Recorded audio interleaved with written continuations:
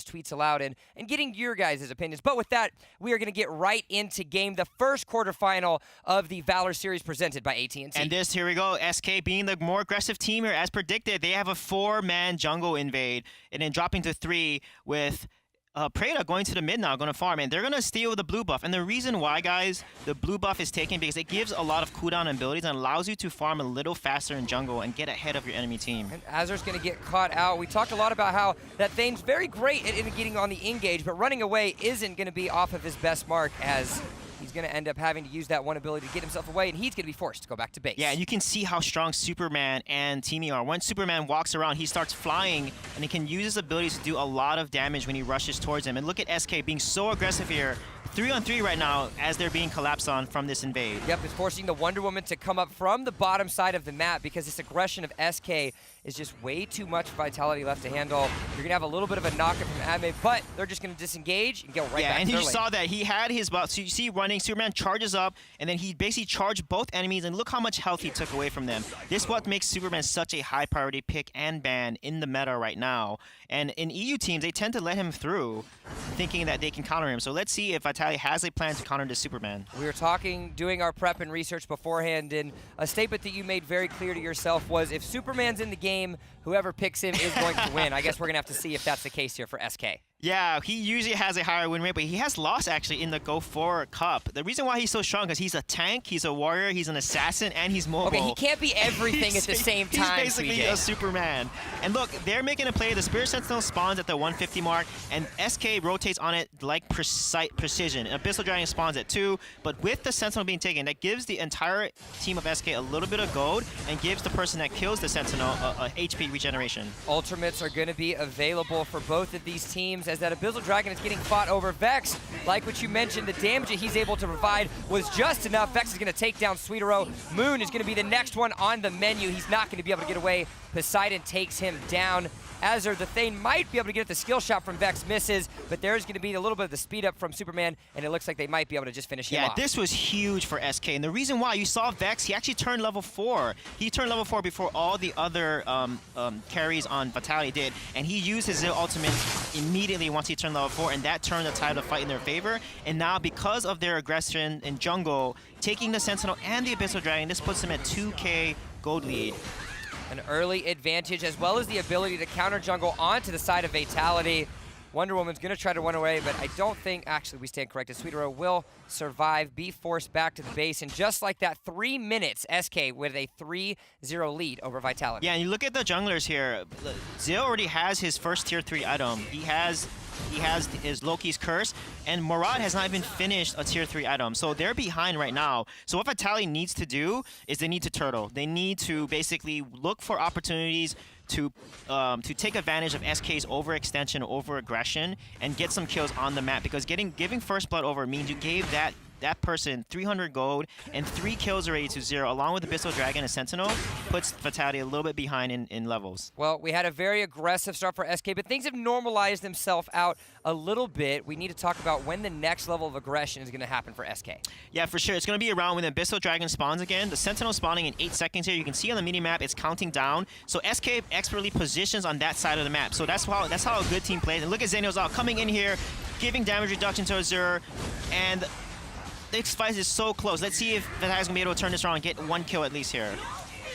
Going to try to get everything, and Vex picks him up. Another kill into the game. Redemption's going to go down as well. Wow. Poseidon picking up that kill on the Moon, and now with the Spirit Sentinel up again, it looks like they're actually going to group themselves up and try to get this mid lane turret. Yeah, they're going to go focus on tower here, which is the right thing because, again, objectives win the map. So they're going to push down the tier 1 tower, and then they're going to rotate over to either the Sentinel or the Abyssal Dragon. But you saw what SK did. As soon as the bat was spawning, the countdown, that's what a really good team does. They position and take map control of that side of the map, knowing that the objective is going to come up, because the teams that grab these objectives and stack Sentinel Bats and Abyssal Dragons is a team that's going to get ahead in gold and experience. And this is where things are really going to start to get scary for Vitality, because we're coming up on 60 seconds remaining until that Dark Slayer spawns, and we all know what happens when you're able to secure yourself that buff, especially after 2 Abyssal Dragons in the first 5 minutes. Yeah, so what Vitality needs to do now is to clean out their jungle as quick as possible. They need to get Murad to his mid-game power spike because he is pretty weak in the early game of the phase. SK, what they need to do is just invade and starve and push more towers down because they have a very healthy lead. And look at the level advantage. Level 8, 8, 7, 7 on the side of SK, and we have someone that's still level 5 on the side of Vitality. So SK needs to play aggressive and take advantage of this, and you can see how they're positioning, taking the bat every time. I mean, this is a team that has definitely studied the game and playing like clockwork now to shut down and starve out Vitality. Coming up on the 5-minute, 40-second mark, we have an astronomical lead in favor of SK Gaming. They're up about 4,000 gold.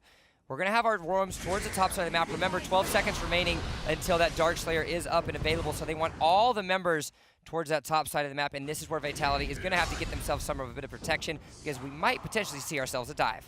Yeah, exactly. But what Vitality needs to do is clear out that wave immediately so they can't put any little amount of damage on a tower as possible, and they basically need to get a pick. They need to wait for SK to make a mistake because that's the only way they're going to get back into this game here. You can see Murad here is so mobile. He does another dimension, which is that circle, which makes him basically immune to damage and he cannot be targeted in that brief period. And also he can then teleport back to his original spot. And that is ultimate right there. And you can see he's using it, but he's going to be caught out here and basically Great lose the fight. Great rotation there by SK Gaming. They're going to get themselves 2 party kills for their available.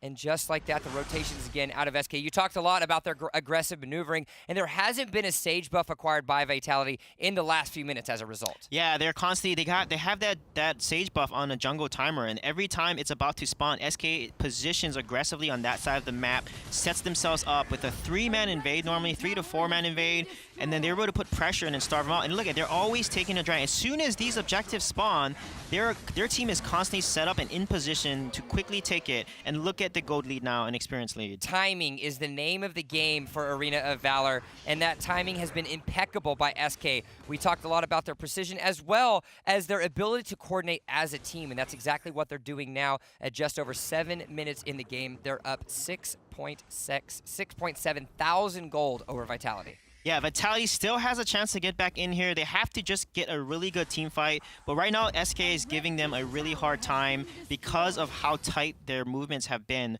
The team is rotating so well together that they're not overextending. They're playing very, very patiently. And then basically when an enemy gets dived on like Superman does 2v1, they're rotating to help him and support him immediately. And so just like that, it's going to be another little bit of a scuffle. You can see the ultimates coming out, but here we go. Poseidon's going to try to join himself onto the mark. He's going to miss the skill shot. Thane's going to try to get everything that he wants on it. Moon's going to try to join the fray as well, but they're going to have to be going themselves back and forth because we're not going to get a kill just yet. Yeah, one thing you notice, SK is being aggressive once they clear out the enemy jungle of Murad. Murad needs to hit and stack to basically open up his rift. Once he has 4 stacks, he can then use his ultimate called Temporal Turbulence, which allows him to poke and not get targeted and not take any damage. You see him jumping across the map with his shadows behind. That is Murad's win condition. If he has no jungle on his side, he cannot stack, then he cannot use his win condition. You can see there 4, and that's his ultimate right there. His Temporal Turbulence does so much damage. So once they need to get him to the late game. Once Murad gets to the late game, he's a monster to deal with. And Vitality, they need to switch their direction over. They went from a very reactive playstyle. They have to find a way to switch themselves onto proactive because if this aggression by SK continues, there's not going to be much that Vitality can do as a result. And now, Eek is going to get himself caught out. He's going to go down. Legendary goes Vex. And this is going to be another valiant effort by SK to continue to push themselves forward against Vitality. Look at the Superman's damage there. Took over a half of Redemption's health with just 1 initiation. That is the power of Superman because he can fly and walk. When he's flying and moving that fast, you need to be careful with how he engages because he does so much damage if he catches you out. 5.2 thousand gold in his pocket. 3-0-8 for the Superman himself as the Dark Slayer goes down. And this is where things start to get to a disastrous situation for Vitality. Yeah, I mean, the thing is, SK has Teamy. Teamy's ultimate is being a bro. When he activates his ultimate before his carries die, they revive his carries. So Teamy's ultimate is so powerful, and that's why. And they haven't even need to use it yet. This is how ahead SK is right now with their team, and you can see how expert they're playing. Look at their rotations. They're constantly rotating and catching out Vitality. And like I said, Vitality needs to get a pick. They need to rotate together, 5-man, and hopefully win an uneven numbers advantage when it comes to 5 versus 3, for example. Arena of Valor doesn't have any sort of vision utility at their disposal, and so teams face-checking, if they catch themselves in an unfortunate skirmish, will find themselves a loss, as now we're going to start to see SK Gaming push themselves on this Tier 2 bot lane turret. Azure is going to go down. That's going to be another legendary attack for Vex, and this is going to be a very fast tower. We're at 10.5 minutes into the game. Towers are going down quickly. Yeah, they are. We see this a lot in SEA. The Superman 7 went behind the tower and then rushed them and pushed Azure into them. And look at this fight here. This is Vitality's chance to turn this game around if they win this fight. They can. Vex, he is going to be able to be shut down by Sudaro. That's the main damage dealer for the side of SK that has done everything off the mark, but it doesn't matter because they're still going to be forced to go back in the mark. The Tier 2 turret in the mid lane goes, and now the high ground turrets are going to be the priority target here for SK Gaming. Yeah, you can see Zeo. Zeo has Hekates, which gives him Magic Pierce and 30% ability power across the band. Zywinder, which is an item that gives him 50% attack speed, and he's a mage assassin that does a lot of magic damage. So when he attacks quicker, it's going to give him so much damage burst as an assassin. And this build from Zeo makes him extremely dangerous in the late game. And he has also Enchanted Boots. Enchanted Boots gives him even more pierce. So watch Zeo and watch how much damage Vex is going to do here when he uses Zeo's ultimate. 15-1, 36,000 to the 25,000 SK over Vitality right now. And obviously, it's safe to say that SK is very hardly in the lead. So Vitality, depending, they might decide to chalk this one up to a loss. How are they going to change things for Game 2, considering the way that Game 1 is going? Yeah, they have to protect their jungle. They need to allow Redemption to scale. And if they know that SK is going to invade them, they need to trade more often. Don't even fight for the blue buff. Just trade and counter-invade. And basically, you avoid the enemy team. You basically do opposite exactly what they're doing. So if they're invading your jungle, you invade their jungle, and you basically don't fight. And look at that play. This could potentially be the last team fight, depending on how SK decides to play this out. No one has gone down quite yet, but here is where Vex continues to get the onslaught that he's had. Superman is going to try to go in. They're going to have all the damage against on the tower. Moon will take him down, but the damage does not continue. That high ground turret's going to go down. Vex does a great job at ignoring the team members to secure that objective, and this is the efficiency of SK that we've seen time and time again. Yeah, and you see that, well, Vitality did get 2 kills, but you see Teamy's ultimate. He actually revived, if you guys are wondering why we had that 1 kill and they killed on top tower, Teamy revived his ally, and they were able to come back right into the fight because of that ultimate. And this is what makes Teamy so strong. But this is a decent trade for Vitality. They did lose a tower, though, but they did get 2 kills, which kind of puts them back in the game. But again, they're still behind more than 10k gold and have not touched or gotten any Abyssal Dragon or Sentinels. Well, the gates have been opened. The middle high ground turret has been destroyed. SK securing themselves every Abyssal Dragon that has spawned and increasing their lead to 12,000 at the 13-minute mark. And with the more powerful minions coming down the mid lane, a simple split, a simple potential could happen for SK to take the Game 1 victory. Yeah, and I want to comment about Superman's build. The reason why Superman has no kind of attack items yet, except for maybe that spear, he does 12% of his own maximum HP as damage, and he also has the Mail of Pain. That actually reflects damage that he gets. So as an initiator, this is a great build for Superman. It makes him super tanky, reflects damage, and can then CC and disrupt his enemy team. And that's why you see him on the split push. No one from Vitality can handle him at this point. The other 4 members are going to have, but just like that, 7 actually going to rotate themselves around. The Bloodbath happens as Poseidon is able to take down another member of Vitality, and this could spell death, disaster, and the Game 1 loss, as Vitality is doing everything they can to continue to fight, but I don't think it's going to be enough. Moon secures that kill onto Vex, but all the while, Pitch is going to have it. But again, Vitality barely gets himself survived, but look at how low that high ground turret on the top side is. Yeah, it is, and I was surprised SK didn't focus the high ground turret on the right side, because that turret was doing so much work. It was like the sixth teammate of the side of Vitality. However, they're so ahead that the damage just isn't enough coming up from the side of Vitality. They don't have a lot of tier 3 items to do that damage. And this is where things are going to start to get even scarier for Vitality. 2 of the 3 high ground turrets are done. The last ditch effort, Pitch is going to find himself. He's going to go out, but it doesn't matter because that whip from Sudaro is to get him back. The members of SK are going to have to be forced to disengage, but with less than 10% on that final high ground turret, as well as 2 already taken away, it looks like the cards are spelled out clearly for SK. Yeah, I love what Vitality is doing. Look at that. 4 of their carries have Medallion of Troy. Right, Thane, Wonder Woman, L'Oreal. Medallion of Troy gives you a ton of magic defense and also gives you a shield that protects you. You see Wonder Woman, Thane, they have that little bubble around them. That's what Medallion of Troy does. So because Vitality has 2 mage carries, they have a Zil and a Preda, which are both mages and do a lot of burst damage. So Vitality is building very efficiently here to counter SK's damage output.